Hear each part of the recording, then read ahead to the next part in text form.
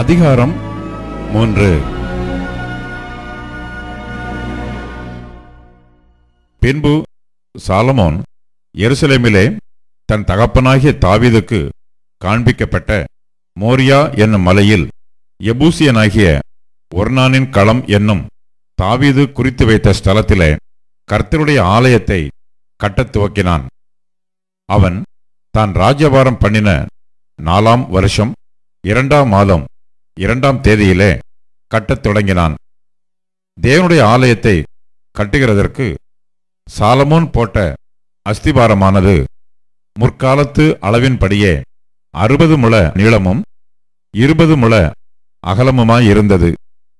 முகப்பு மண்டபம் ஆலயத்தினுடைய அகலத்தின்படியே 20 முழ நீளமும் 120 முழ உயரமுமாயிருந்தது.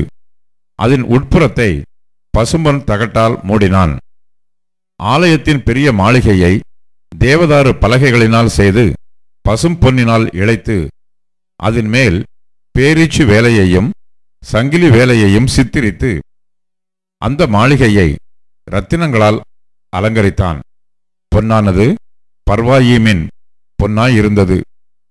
அந்த மாளிகையின் உத்திரங்களையும் நிலைகளையும் அதன் சுவர்களையும் அதன் கதவுகளையும் பொன் தகட்டால் மூடி கொத்து வேலையால் சுவர்களிலே கேருபீன்களை செய்வித்தான்.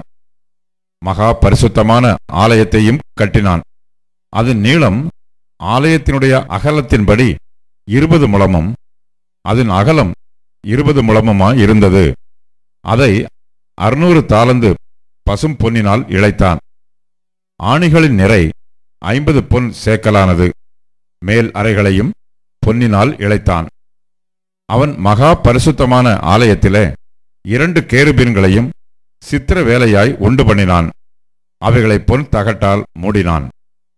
அந்த கேருபீன்களுடைய செட்டைகளின் நீளம் 20 முழமானது. ஒன்றினுடைய ஒரு செட்டை 5 முழமாயிருந்து ஆலயத்துச் சுவரை தொட்டது. மறு செட்டை 5 முழமாயிருந்து மற்ற கேருபீனின் செட்டையை தொட்டது.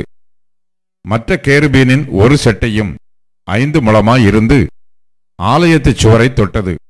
அதன் மறு செட்டையும் 5 முழமாயிருந்து மற்ற கேருபீனின் செட்டையை தொட்டது. இப்படியே அந்த கேருபீன்களின் செட்டைகள் 20 முழ விரிவாயிருந்தது. அவைகள் தங்கள் கால்களால் ஊன்றி நின்றது. அவைகளின் முகங்கள் ஆலயத்து உட்புறமாய் நோக்கியிருந்தது. இளநீல நூலாலும் இரத்தாம்பர நூலாலும் சிவப்பு நூலாலும் மெல்லிய நூலாலும் திரையையும் அதிலே கேருபீன்களின் உருவங்களையும் உண்டு பண்ணினான். ஆலயத்திற்கு முன்பாக 35 முழ உயரமான 2 தூண்களையும் அவைகளுடைய முனைகளின் மேல் இருக்கும் 5 முழ உயரமான கும்பங்களையும் உண்டாக்கி சந்நிதிக்கு முன்னிருக்க சங்கிலிகளையும் பண்ணி தூண்களின் முனைகளின் மேல் பற்ற வைத்து 100 மாதளம்பழங்களையும் பண்ணி அந்த சங்கிலிகளில் கோத்தான்.